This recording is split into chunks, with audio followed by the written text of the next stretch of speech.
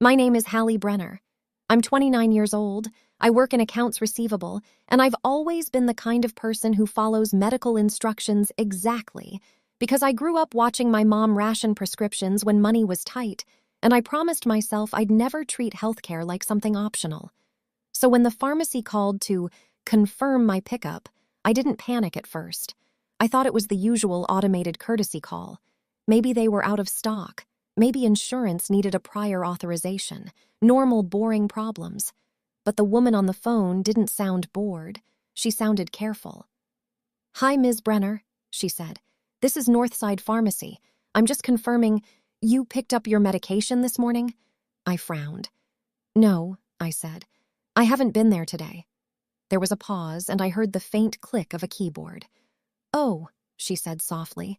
"Okay, because our system shows it was collected at 9:12 a.m. My stomach tightened. Collected by who? Another pause. The kind that means she's deciding what she's allowed to say. Then her voice dropped slightly. "The profile says it was picked up using your account verification." "My what?" I asked. "Your Face ID," she said quietly.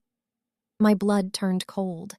Pharmacies don't usually say Face ID in a sentence unless they use an app-based verification at pickup. Mine did.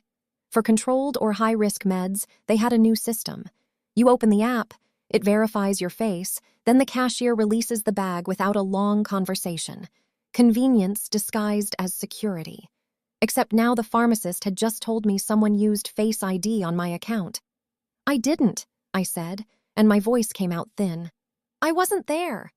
The woman hesitated, then said, "Ms. Brenner, can I ask you a question?" "Yes," I whispered. "Why did you use a different Face ID?" My whole body went cold. "A different Face ID?" I repeated.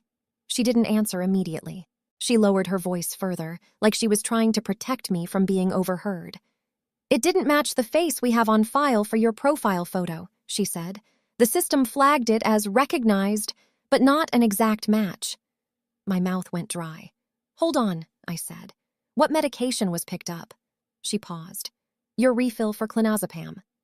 My stomach dropped. Clonazepam wasn't my daily medication. It was an as-needed prescription from months ago after a car accident when I'd been having panic attacks in my sleep. I had used maybe 3 pills total and then stopped because I didn't like how it made me feel. The bottle had sat in my bathroom cabinet like a just-in-case I never wanted again. But it was a controlled substance, which means it's valuable to the wrong people. "I didn't pick that up," I said firmly, "and no one is authorized to pick up controlled meds for me." The pharmacist exhaled quietly. "Okay," she said. "Then we need to treat this as potential fraud." Fraud. The word snapped my fear into focus. "Did you release it?" I asked, voice shaking. There was another pause. "We did," she admitted, "because the system approved the Face ID and the pickup code." Pickup code. My blood went colder. "Where would someone get the code?" I asked. She typed, "It was generated in the app at 9:10. Generated in my app, which meant someone had access to my phone or my account. My hands started shaking. "Can you tell me who picked it up? Camera footage? Name? Anything?" "I can't give details over the phone," she said quickly. "But you can come in with ID, and I can put a note in your profile to block all pickups until you're verified in person." "Do that," I said immediately. "I'm coming now." I left work without asking permission, grabbed my keys, and drove to the pharmacy with my pulse pounding so hard it felt like my throat was vibrating. The whole drive, my mind kept trying to build rational explanations. Glitch, error, wrong profile. But the pharmacist's words kept cutting through. Different Face ID. That's not a glitch. That's a person. When I arrived, I went straight to the counter and asked for the pharmacist who called. A woman in her 40s came out. Same voice, same careful eyes. "Ms. Brenner?" she asked. "Yes," I said, handing her my ID like it was a shield. "Show me what happened." She guided me to a small consultation window. She pulled up my profile, then turned her screen slightly so I could see without broadcasting my info to the line behind me. On the screen was the pickup record. Clonazepam 0.5 milligrams.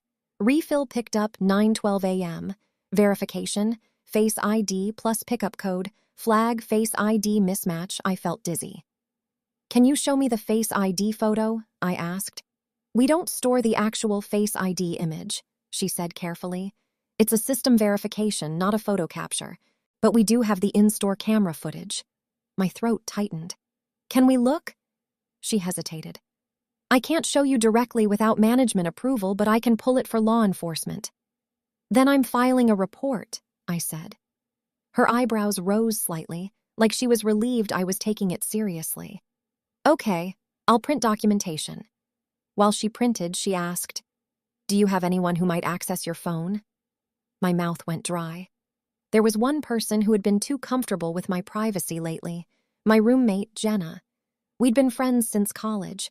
She'd been going through a rough year, job loss, breakup, money stress. I'd covered utilities twice. I'd told myself it was temporary. She'd been clingy, anxious, and lately, weirdly interested in my routines.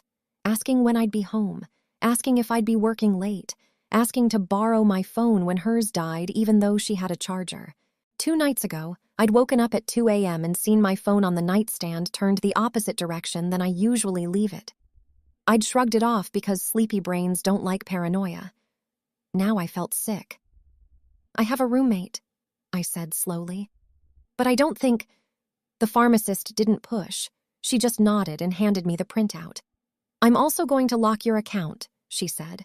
No refills, no pickups, no changes unless you come in person with ID. Thank you, I whispered. Then she said quietly, Ms. Brenner, you should also call your prescriber. If someone is trying to use your controlled prescriptions, they may try again. I nodded, throat tight. I walked out of the pharmacy with the printout in my hand and called the police non-emergency line from my car. The dispatcher told me to file a report in person because it involved a controlled substance, so I drove to the station. At the station, the officer asked the same questions everyone asks. When did you last have the medication? Who has access? Do you suspect anyone? Have you lost your phone? I answered. I provided the pharmacy printout. I requested camera footage be obtained. Then I called my doctor's office and spoke to a nurse. Someone picked up my clonazepam using my pharmacy account, I said. It wasn't me. The nurse's tone shifted instantly. We'll note it and lock controlled refills, she said. We can also switch pharmacies and add a passphrase requirement. Passphrase, a secret word, like I was protecting a vault. I agreed. Then I drove home. I didn't call Jenna on the way. I didn't text her. I didn't want to tip her off if she was involved. I wanted to see what normal looked like in the apartment before I changed it. When I walked in, Jenna was on the couch scrolling her phone, barefoot, hoodie, casual. Hey, she said brightly. You're home early. My stomach twisted. Yeah, I said, forcing calm. She smiled too wide. Everything okay? I nodded slowly. Fine. Then I watched her eyes flick just once to the charging spot on the counter where I usually leave my phone, the place where she might have accessed it.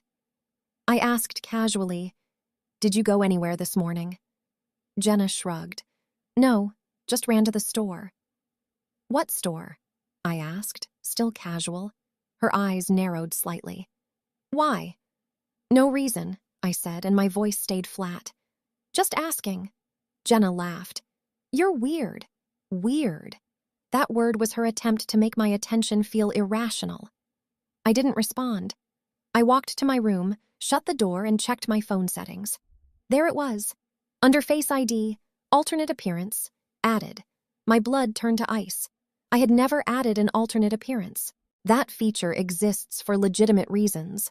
Glasses, different look, but it can also be used to train Face ID to recognize another face. Someone had added their face to my phone. My hands shook so hard I almost dropped it. I turned off Face ID. I changed my passcode. I changed my Apple ID password. I checked the list of trusted devices. A device I didn't recognize was listed. My stomach dropped. I removed it. Then I walked back into the living room with my phone in my hand and the calmest voice I could manage. Jenna, I said, Did you add your face to my Face ID? She blinked. What? No. I stared at her. My phone shows an alternate appearance was added. Jenna's mouth tightened. Maybe it did that automatically.